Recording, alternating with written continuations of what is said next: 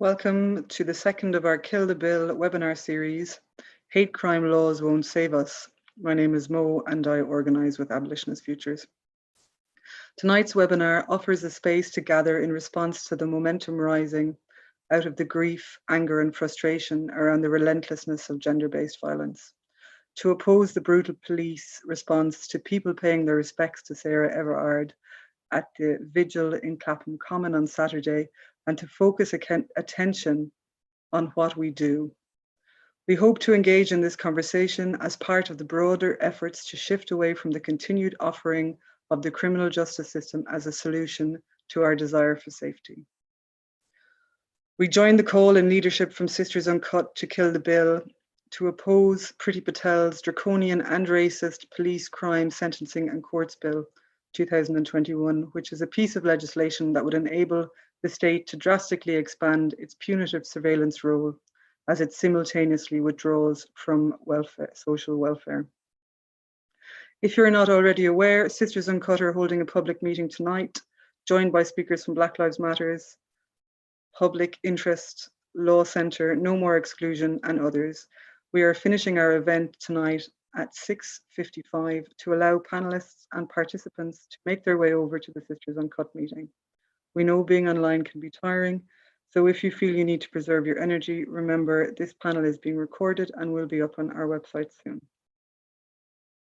This event is one of 3 this week, and last night's panel discussed the details of the policing bill and how it would severely restrict the right to protest and drastically remove the ability of people to make their voices heard. You can watch that excellent discussion on Abolitionist Futures YouTube channel. Tomorrow's panel will focus on building a movement to meet this moment. Tonight we focus on hate crime law. Across mainstream political parties and among many community organisations, we hear calls for misogyny to be made a hate crime as a response to gender-based violence. We see the state respond with remedies such as undercover officers in clubs and pubs, but these responses will not make us safer and will not move us forward towards the future we want to see and build. These kind of solutions rely on the punitive carceral logics, which we seek to question, resist, and dismantle. Recognizing the urgency in this moment, we come together online to share knowledge, grow our movements of resistance, take collective action, and build the world we want. This conversation on hate crime is long overdue. We have seen campaigns for hate crime legislation to be expanded and widened their reach, including more categories of people, for example, sex workers, homeless people and older people, and to standardize the penalties across the protected categories. In direct response to the murder of Sarah Everard, we see some feminists describe it as a victory the government's commitment made yesterday to record misogyny as a hate crime as part of the domestic abuse bill. There's a much larger conversation to have about resource allocation and how it's tied up with the counting tools of a policing reporting system and defining need in terms of these measures, which leads to a funding model that has allocated responses to violence against women almost exclusively within a criminal justice frame. There is so much more we could do. Tonight's panel concentrates on hate crime legislation as one aspect of these carceral solutions offered to us. It is understandable that we may feel compelled to turn to hate crime law, which seems to offer us the seductive power of state recognition. By creating these laws, the state sends a symbolic message: misogyny and other forms of hate are unacceptable, but it does this while simultaneously holding racist, misogynistic, transphobic, and classist systems of oppression. It does this while it withdraws the resources we need to build and strengthen our communities as places that prevent hate and violence in the first place. We share the pain, frustration, and anger around Sarah Everard's murder and the outrage about the police response to the vigil, acknowledging that both violence against women and police brutality is an everyday reality for many. We also join in the calls to do something to make this violence stop. We are here for the same reasons, but we have different solutions to offer. Solutions we think need to be heard above the constantly deafening calls for further criminalization as the only answer to our safety. Our speakers today, I'm very delighted and honored to welcome, are Lamble, an organizer with Bent Buyers Project and Abolitionist Futures, You can find their recent excellent article, The False Promise of Hate Crime Laws, on our website. Luke Smith is a Romani Gypsy labour and education activist and founder of Labour Gypsy Roma Traveller Campaign. Nim organises with Trans Abolitionist Futures and has been a community activist and community builder across movements in the UK for the last 15 years. And Jun Pang organises with Remember and Resist. Without further ado, I'm going to hand over to Lamble, as I know we are finishing earlier today. Thanks, Mo. So I actually want to begin by just taking a moment to offer a message of love and support to everyone who's been affected by violence, whether that be interpersonal violence, state violence, street harassment, or sexual assault. I think it's very painful to reckon with the reality of the pervasiveness of violence, particularly when we see that violence occur again and again and again. And I share in the rage and the sorrow and the grief that reverberates through our communities every time a loved one is harmed. I share in the grief of those we have lost, those whose names are publicly known in the media, but also the many, many names that remain unheard. While many forms of physical or verbal attack can be traumatic, what makes hate-motivated violence especially distressing is the sense that we're targeted simply because of who we are or what we're perceived to be. This kind of targeting can feel like an attack against our core sense of self. And in these moments when we're filled with rage at the injustice of such attacks, I share the impulse to demand that something must be done. Something indeed must be done. But what I and the other panelists here tonight want to discuss today is that hate crime legislation is not the answer to the problem of violence. Hate crime law is a false promise. So I'm going to try and give a summary of a few reasons why hate crime law is not going to do what we want it to do. And then some of the other wonderful speakers tonight are going to elaborate on these and other points. So this is kind of an overview to start. So first point is that hate crime laws do not actually make us safer.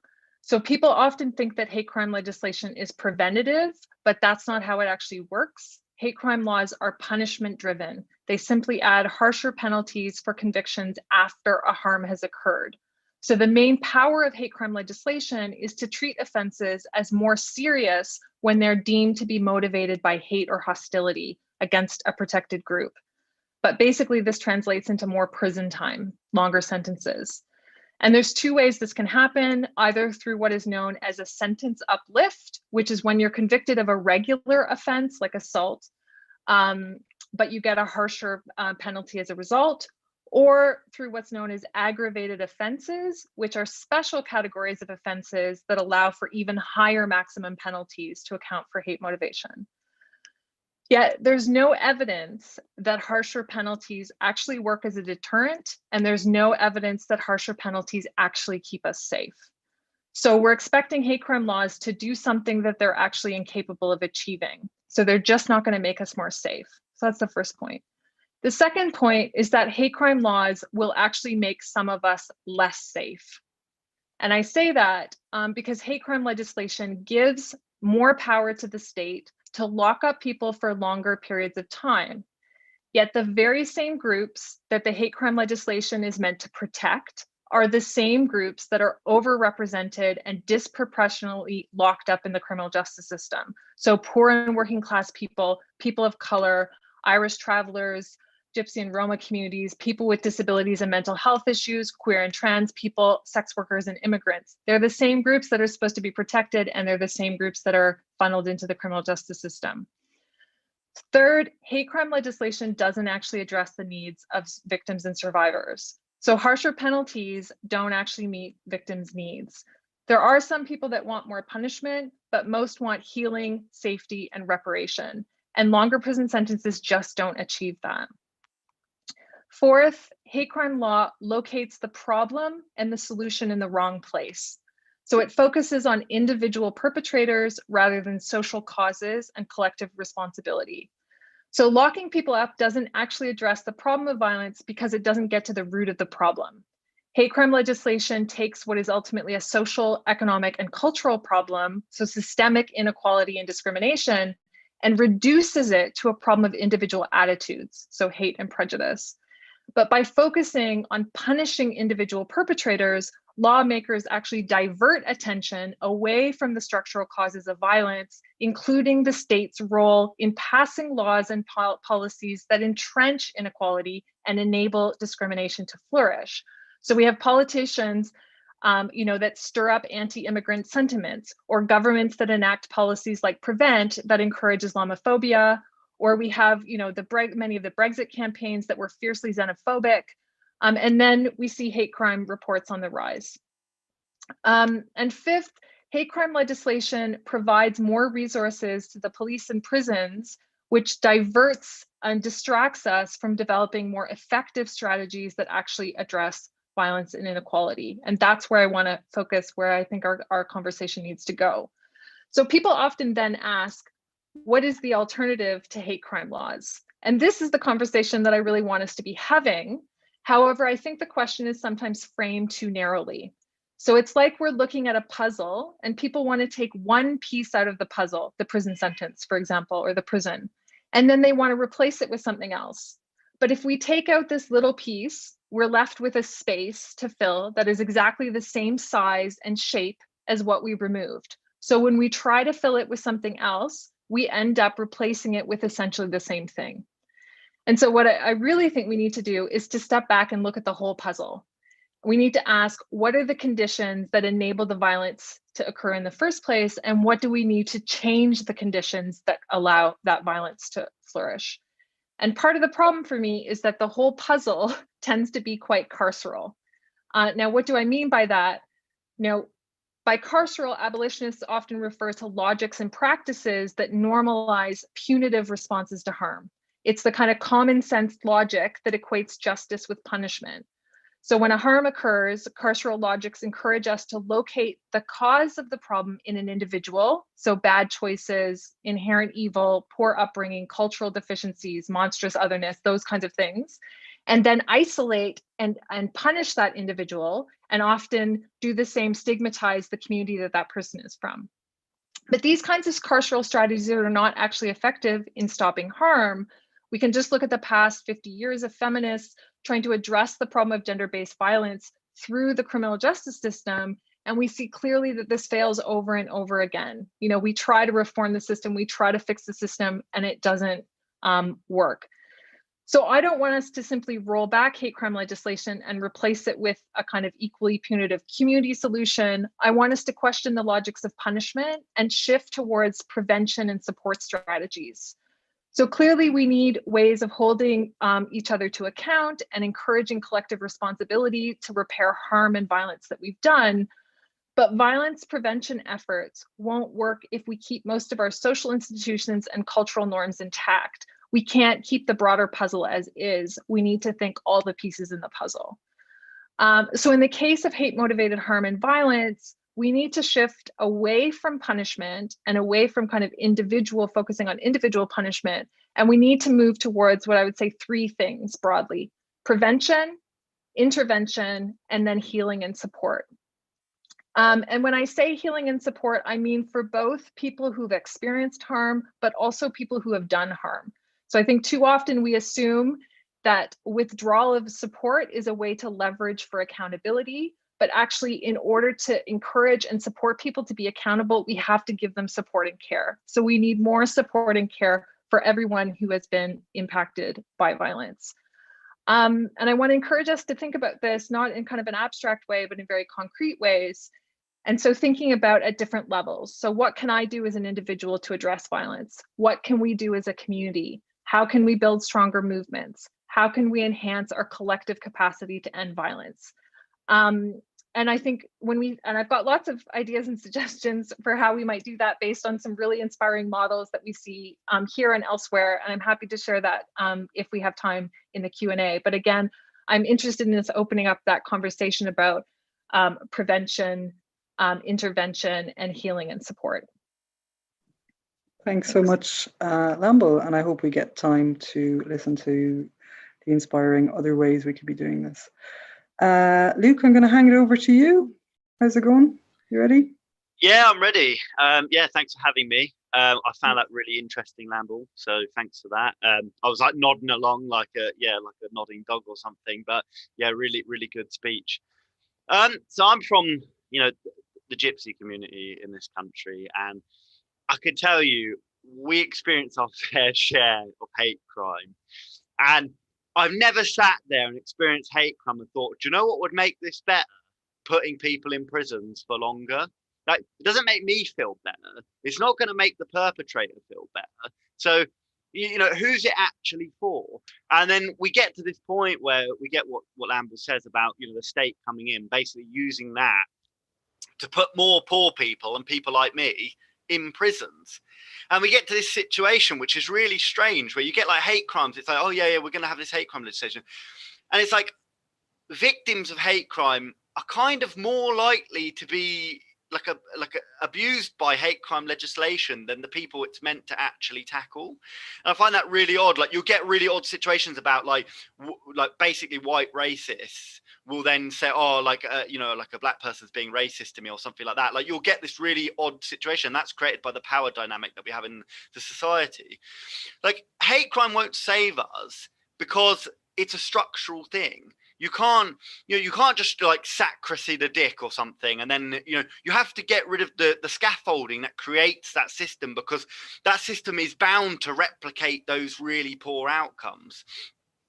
So hate crimes solutions are pretty much exclusively pursued against poor people. In the rare situation that they're pursued in the first place, that is, that's when they actually can be kind of, pursued, because the state actually doesn't really care about racism. Like, it's all a big front anyway. They don't really care. And the people that, hate doesn't flow upwards, it flows downwards. Like, the politicians set the tone, the police set the tone, all of these people set the tone, and then all these other people come in and look and go, yeah, I'm going to listen to that. And it's like, whilst they're telling, these often quite marginalized groups themselves, other groups are coming to take their money. These people are running off of all the power and all the money at the same time. So like I say, my community also suffers a lot from people going into the criminal justice system, a system that's stark, discriminatory. We get harsher sentences for the same crimes, and things like that. But I can tell you what we don't need is more people in prisons. That's for one. It doesn't make them less racist. So when they come out, they're probably just as likely to attack us than when they went in. It doesn't actually change any of the underlying causes. And I'm somebody that spends a lot of my time going around talking to people who are actually racist to my community. And I try and talk them out of it, believe it or not, because I'm that person. And I don't mind it. But like I say, most of the time, when a hate crime is taken notice of by the press and the media, it's actually by somebody with power. It's like the MP that came along and said, compared camps in our communities to, Taliban compounds of it. Like, you shouldn't be doing that anyway, because that's a really horrible thing to do about, assumptions about people in the Middle East anyway. But the kind of racism we get is from like MPs and politicians, and they're the least likely to be held account, and they're setting the tone for others. And how can hate crime save us when the people that are meant to be policing hate crime are some of the biggest perpetrators of hate crime? We're not talking about just people calling us the P word or whatever in the streets. We're talking about they will turn up to camps like Dale Farm and they will beat us to a pulp with riot gear and everything else, even if we're peaceful. So in my eyes, I consider that, that's a form of, violence. So how can these people that we often find people from the Met and things like that have group chats talking all this racist nonsense, and all of these people that actually commit these crimes are the people with power. We're not talking people that fascists with no like small working class like fascist organizations with no power in reality. Like, yeah, they can abuse us, but it's actually the state, it's actually the police and MPs that cause the most harms to us. And we know that they mark their own homework anyway. So what's a hate crime going to do? It's just going to be thrown out because they do. That's how they work. So like I say, what change does pursuing these crimes do? Like, it doesn't do anything. A lot of threats we face is from middle-class civil servants, for example.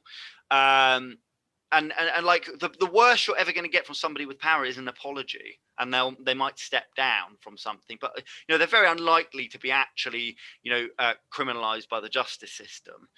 So and like we said, we can't, people that commit hate crimes, they're never gonna they're never going to be held accountable. So we're just putting more people just like us basically into prisons, and we know that prisons make everybody's outcomes worse, and it doesn't help the victim, like's already been said. Furthermore, police officers have a really, really bad record on women. Like, how can we expect people to police misogyny when these people are going back to their family homes and hitting their wives and things like this, and they've got really bad results in domestic violence? Like, how are they wouldn't know misogyny. Like, if they wouldn't even know what misogyny even looked like. And it doesn't matter what you say in that legislation. They're not going to, go after people that have committed misogyny or racism against communities like mine and others, because they take part in it. They'd be criminalizing themselves. And obviously they have more in common with the racist that's doing it than they do with our communities. So they're just not going to care. And like, time after time, we're shown that the justice system and policing is rotten to the core. Like, it is literally, how can you fight these things with two of the biggest sources of them in the first place? Yeah, so like I say, the root causes are structural, and we always see that these people in power always protect themselves anyway. But thanks for having me on. Like I say, it doesn't make me feel better. It doesn't make the racists feel better. It doesn't make them less racist.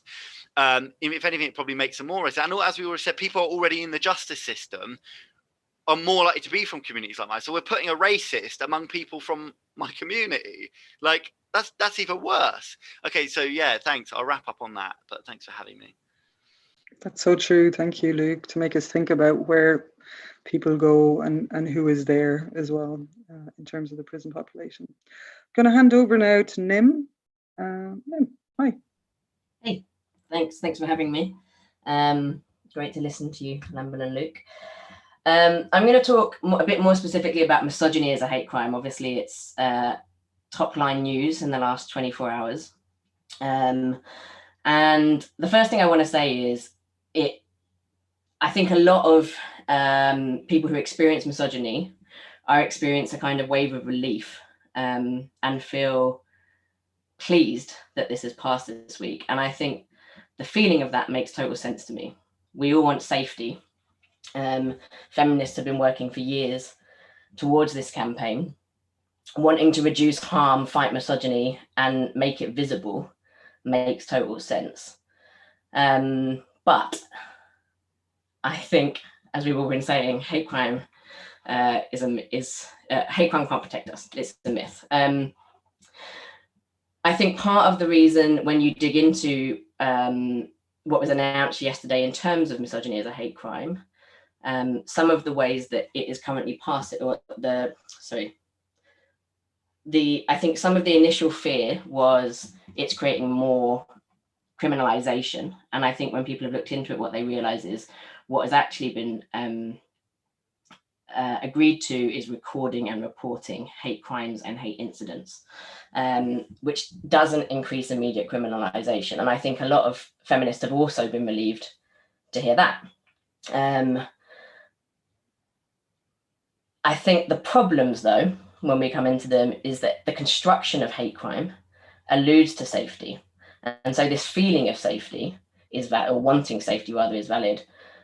But the illusion of safety is an illusion. It's just that. It doesn't actually deal with the causes of harm. At best, at its very best, it will measure when harm is done. And I don't believe it will even do that if we look at the history of hate crime for disability, hate crime for race-related or religious-related hate crime, etc. We also know that most gendered violence happens in private spaces and is unlikely to be reported anyway.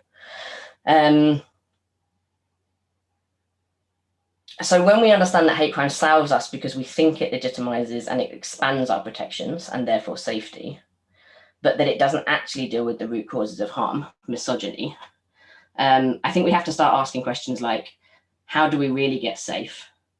And who is feeling safe right now by this expansion of police tracking and who doesn't?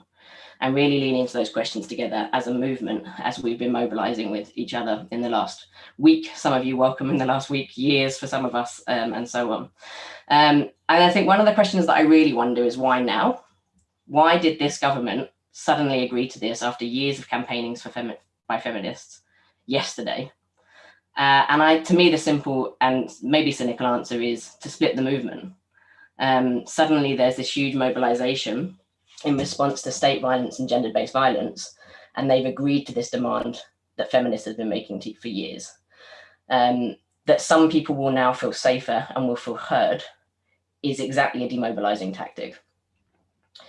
I think one of the reasons that people feel happy about this announcement is that symbolic shift in the hope that it represents a change in hearts and minds and a cultural shift towards legitimizing the fight against misogyny.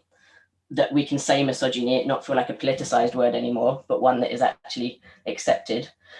And I think as movements, we always need to balance symbolic and instrumental demands and change. Symbolism does matter in movements.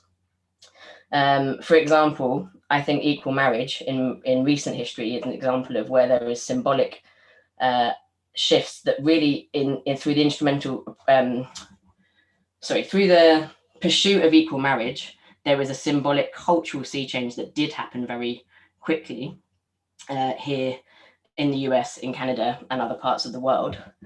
But symbolic actions also have instrumental impact, and I think that we have to reckon with those.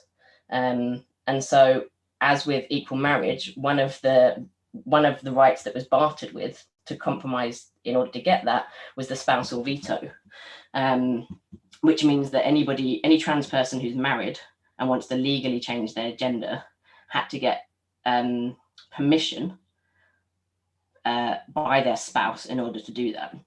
And so we have to look at what the legacies are, because what that actually did was start to mobilize campaigns around gender recognition certificates, which actually led us to this point in time of anti-trans feminism. And so there are real instrumental impacts of symbolic changes when we pursue them that we have to be cautious of. And I think in this instance, there are real instrumental impacts of this symbolism of recognizing misogyny as a hate crime.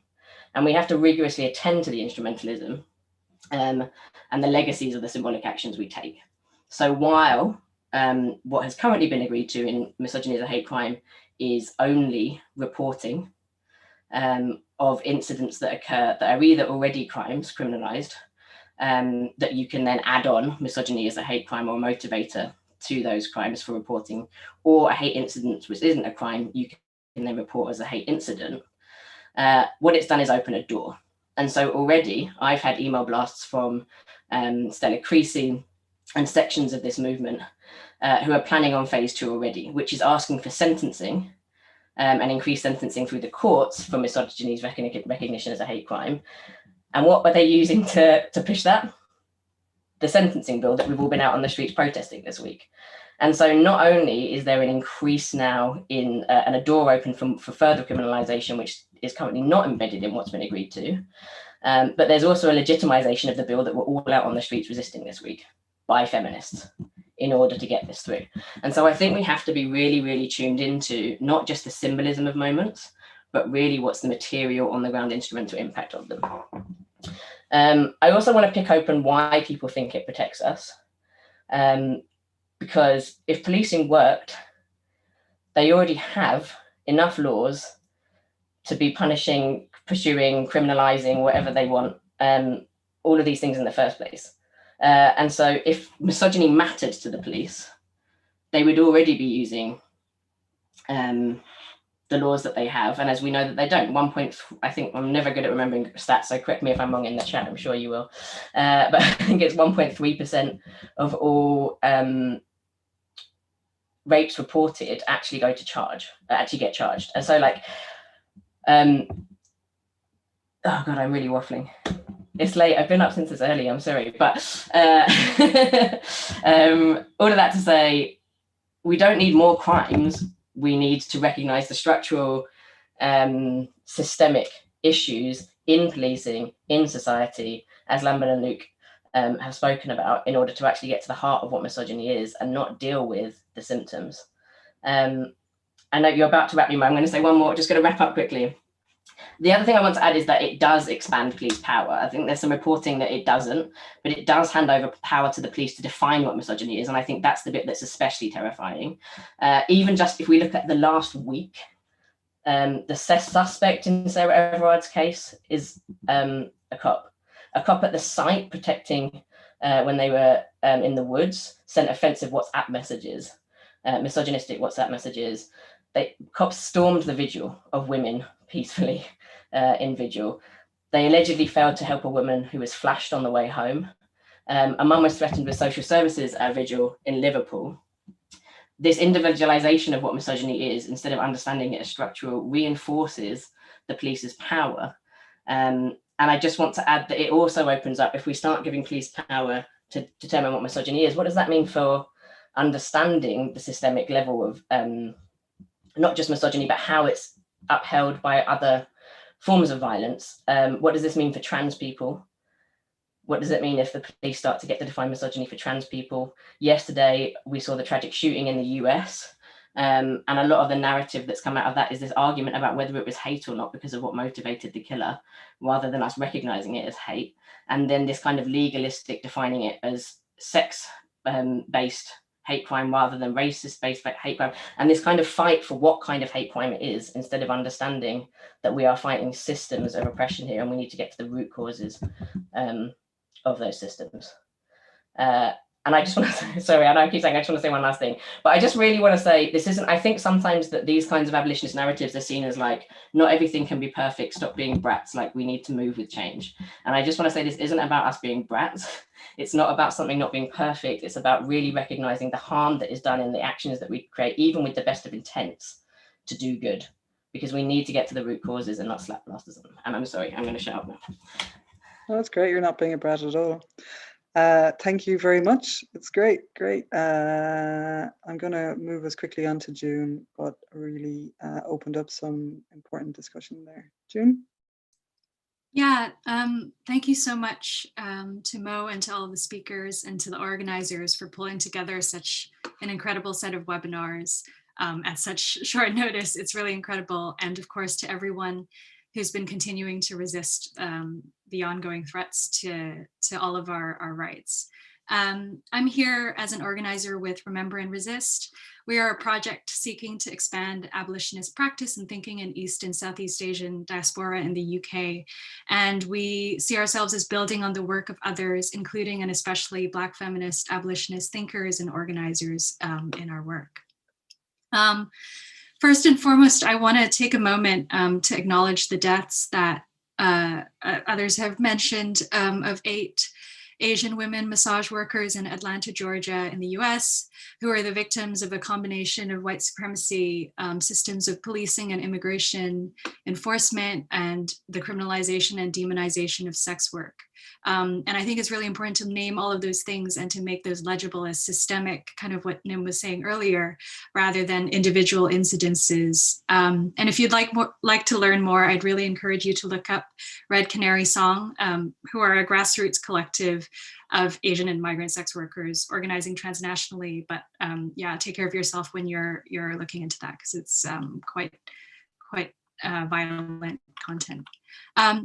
So in the UK, the advent of the pandemic saw an astronomical rise in anti-East and Southeast Asian violence, including physical attacks that were widely reported, kind of exacerbated by longstanding media coverage that was frequently racist and xenophobic. And during that time, members of Remember and Resist saw increasing calls within sections of our community to appeal to the state and the police to bolster hate crime infrastructure as a response to this violence. Now, from our perspective, and kind of picking up on what Lamble was saying earlier, we really understood and viscerally felt the pain and anger and grief, and wanted to hold all of these feelings of our community members, while at the same time being incredibly concerned that these calls would only exacerbate the existing daily experiences of violence that people already at the sharp edge of state violence. This is Black and brown people, this is undocumented people, this is sex workers, and many others, Gypsy, Roma, Traveler people face. And as a campaign, we were originally Remember the Essex 39, and now we're Remember and Resist, that was established to commemorate the deaths of 39 Vietnamese migrants who were found in a lorry in Essex in 2019, who were the victims of violent border regimes, histories of colonialism and imperialism, economic oppression. We saw that the logical endpoint of such calls for greater hate crime policing could only serve two purposes. The first is to individualize racist violence as an aberration. And in the UK, we've seen this report that's come out calling it hateful extremism. And second, it could only bolster the systems that, as others have said, like harm the most marginalized in society generally, but also within our own communities. And I'm talking about people who are undocumented, sex workers, particular Southeast Asian communities that already face the brunt of state violence. And you know, the logic and rhetoric, while in a very different set of circumstances, is not unlike the rhetoric that blames the deaths of the Essex 39 on individual unscrupulous smugglers, like on individuals rather than global systems. In reality, there's nothing exceptional about hate crimes. They simply reflect the broader systems of oppression that form the basis for our society. So hate crime is how the state wants us to name our experiences of racism. But to this, you know, as Luke said, we say no because the root causes are structural and are enabled by the state, and we need to make that violence properly legible so that we can tackle that violence at the root.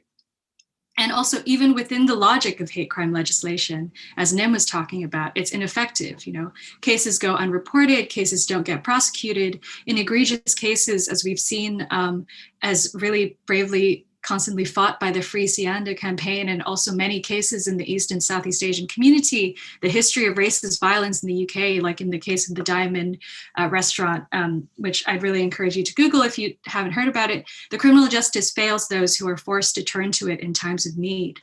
And so in response to all of this, and this is kind of picking up on what Lamble was saying, and in an effort to hold these contradictions, this pain, but also, you know, our concern, what we did in Remember and Resist is to hold 3 rounds of workshops, kind of to unpack the concept of hate crime in the first one, and then to strategize community safety in the second one. And all those resources are online. I can link them later, but if any other community wants to like look at them and have a chat, it would be really cool to do that. But in those discussions, what really struck me as a facilitator was the fact that everyone was kind of on the same page in terms of distrust of the state. Everyone had had bad encounters with the police, knew their families had had it, people they knew had it, but they were turning to the police because they felt they had no other option because of a variety of reasons. For our communities, it's like our migration histories, geographical dispersion, experiences of racism from other people led us to turn to it.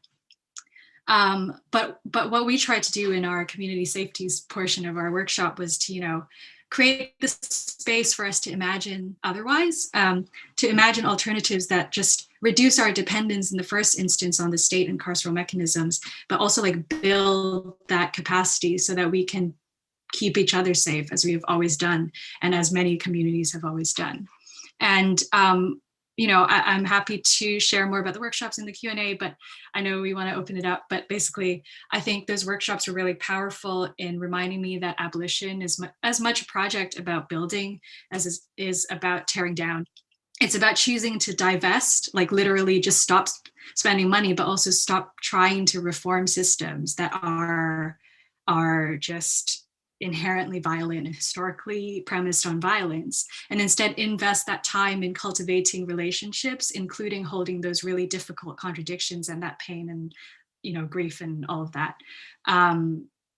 Yeah, and just work in solidarity and in coalition with other communities facing that violence towards like imagining that alternative. So I'll just stop there because I've talked a bit, but yeah, thank you again to everyone for this. I learned a lot from all of the other speakers too. Thank you so much, June, and thank you to all the panelists. It was really brilliant, insightful, and approaching this difficult, tricky, sticky topic in different ways. And I think a really pressing thing that came up was why now, which Nim kind of spoke to. So we go to questions now, and we have just over 10 minutes due to our finishing earlier. So picking up on the now theme, one of the questions is, I think if I press this button, we might all be able to see it. Does that happen?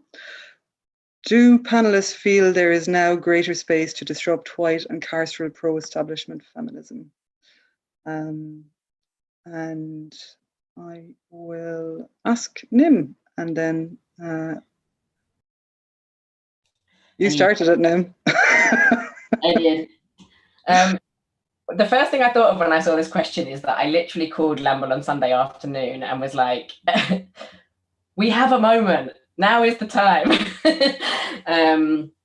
I think we do. I think that we do have to be really, really quick, smart, and strategic and ahead of the ways that powers that be are trying to demobilize, break up, disorient the movement. And so I think that, like I said, suddenly, all of a sudden, agreeing to misogyny as a hate crime when they've refused to for so long, I think is a very, very obvious piece of that strategy and approach. I think there are growing questions. I think that I think the last week has felt like a year in a movement life cycle in lots of ways. There's been so many different layers of conversations unpacked. I think white feminism is something that really got asked a lot of questions in the last week and reflections in the last week. I think there's suddenly this opening up of space for conversation about what is abolitionism, who are the police protecting, who do they serve, you know, the chance at the vigil, who do you protect, who do you serve?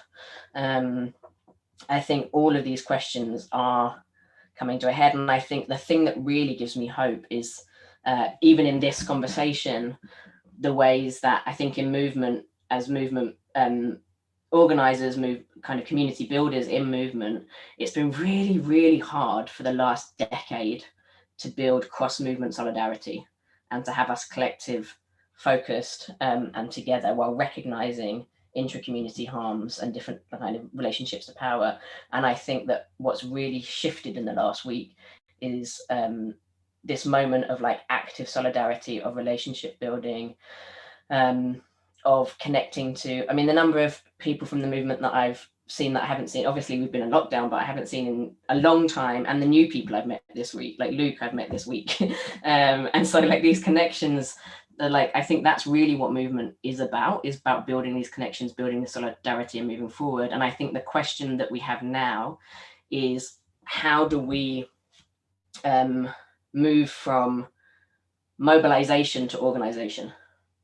And I think that we have a real question right now about not mobilizing to death, which is some of what we've done in the past, but how do we organize so that mobilization can continue regeneratively and sustainably for all of us? And I think that that takes a lot of thinking about how we bring people in, how we support each other, how we build those relationships and build up the infrastructure of the movement.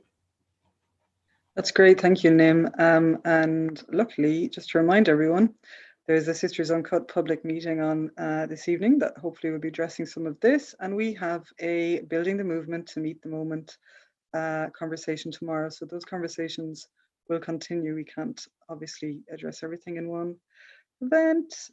There's a follow-on question that comes that's connected to what we're discussing now, which is a curiosity around splitting the movement. The movement, I think the question is getting at it, is between feminism and how carceral response, some feminists who are aligned on some issues will not be aligned on others, and hate crime might be an area for that, that where we find ourselves on different sides of offence as such. Are there ways we can bring people into thinking through the impact of carceral logics a little bit more? I'm going to ask anyone to jump in and respond, because I mean, feminism isn't really sort of like as a man, obviously I don't have that sort of experience. I can only understand from what people have told me and things like that. But I think there's a deeper issue with movements, right? And that a lot of the hatred and things come from the same place for a lot of different things. So like hate crime itself and that sort of response, I think comes from the actual economic system itself. And like hate crime comes about as the powerful protecting themselves, going, oh, this minority or this group's coming for your rights, they're coming for your money, your power. And I think we're all just used as a pressure relief valve against one another. And I think what I've seen a lot of middle class feminisms kind of throw other feminists under the bus and things, and it's just not fair in that respect. But at the same time, how do we go about convincing them that, you know, we are all worth fighting for? And I think the root issue is back to the whole structural thing. If we have to convince them that, you know, that we're not the issue, I guess. I know it sounds awful that we have to kind of convince these people that seem to hate us that actually there's bigger powers that be, and we're just like the pressure relief valve on this society that's really broken. But yeah, that's kind of just my take. Thank you, Luke. The first question we got in, I'm saving for last, is what are the concrete things we can do in response to this? I think, as we said at the outset, there's a craving for people to feel like tangible things can be done. And I know, Lamble, you were enthusiastic about answering this question. And June, you touched upon some of the stuff you've already done in terms of community building and community workshops. So can we get some answers from you both, please? I can go. I mean, this is something I've been thinking a lot about, and I'm sure I was talking to some other friends about this as well. I just think, and this kind of picks up on threads that other people have said, the question about feminism and the question about the movement, like whether this is a moment. I think what I would say is the most important thing for me has been to try and actually be still and calm and, you know, remember history and think about things in their historical context. And I think that kind of applies to this this idea of feminism, in the sense that, you know, it's kind of pointless to say that these other parts of the carceral feminists aren't feminists, like X aren't feminists, when actually, you know, it's a historical concept, right? And what we need to do is to understand what we're fighting for within that broader context, and to resist the trappings of the temporary and pragmatic victories that can be symbolic as well, like Nim was talking about. I think that was a really important point. But also to look to history of people engaging in mutual aid. You know, Institute of Race Relations has done really great compilations, and others have written extensively about movement building outside dependency on the state. And I draw a lot of inspiration from those projects. I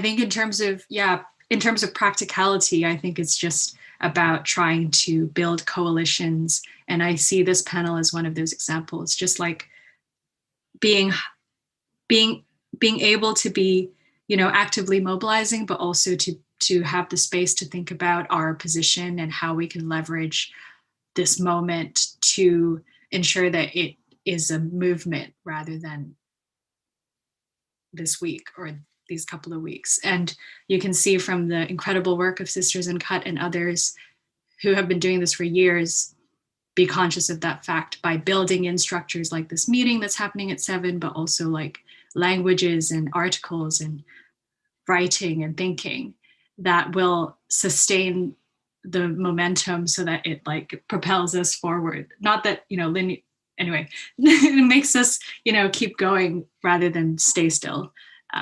Yeah, that would be my. Thank you, June. Acknowledging linear time doesn't exist. We do have to finish in 3 minutes. Lamble, can I hand over to you for some of the things that people might like to know, pragmatically, concrete? Sure. So I think in terms of the legislation, I think definitely the kind of conventional things about pushing back, you know, writing to your MP, connecting with groups that are working on these campaigns and having the conversations, but having conversations in ways that are listening as well as talking. So I think sometimes we need to really hear why people are motivated to do those things in order to better understand how we can redirect to things that are going to be more effective. But I also think in terms of kind of broader hate crime, I really think we need to reorient the conversation around prevention. So things like, what is feeding the hate and how do we address it? So things like end the hostile environment for migrants. That is a key thing. Abolish the prevent program. Challenge the relentless attacks on trans people in the media. Support Black Lives Matter's UK demands. I mean, their new demands on the website are brilliant. Address the things in people's lives that make them precarious and insecure. You know, the housing crisis, the lack of access to free and non-punitive mental health care support, lack of affordable health care or child care. I mean, these are things that we often don't think about as related to hate crime, but they're part of the conditions that make people vulnerable to you know, these forms of violence. So we need to focus on those kinds of things. And I can put some links later around some reports and resources on that. In terms of intervention, we need to really roll out bystander training. You know, Hollaback has some really great resources online. You know, support people who are being harassed in the street. There's a great resource, it's a US one, but 6 tips for challenging racist attacks in the street. It's a fantastic video. We can put that in the chat. Talk to friends and family about issues of racism, misogyny, and transphobia. Support your friends and colleagues when they experience violence and harassment. And then really do the work around healing and support and trying to kind of, there's some great resources around building accountable communities, a set of videos that the Bernard Center for Research on Women has done. They're US resources, but they're really wildly applicable. There's also the Million Experiments Project that Project Naya has done. It's brilliant, very concrete, everyday things that you can do. And I'll just try and quickly drop some of those things into the chat now, if I can, before we wrap up. Great, thank you, Lamble, and thank you for everyone who shared resources. There's a Google Doc, because we're organizing, available for people to add more things to. This is one part of a much larger conversation around how we address carceral feminist responses to harm, and it's something that Abolitionist Futures will be focusing on. So please come back and have more chats with us. It's been really nice to have everyone. You've got 5 minutes before this History is Uncut meeting now. I'll be making a quick cup of tea. And tomorrow we'll be picking up on some of these conversations around building the movement to meet the moment at 6 o'clock till 6:30. Lovely to have you all. Thank you for your time and attention. Follow us online, I guess.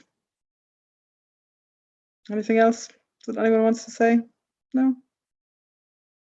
Awkward endings, aren't they? Thank you. Thanks. Love you all. Thank you.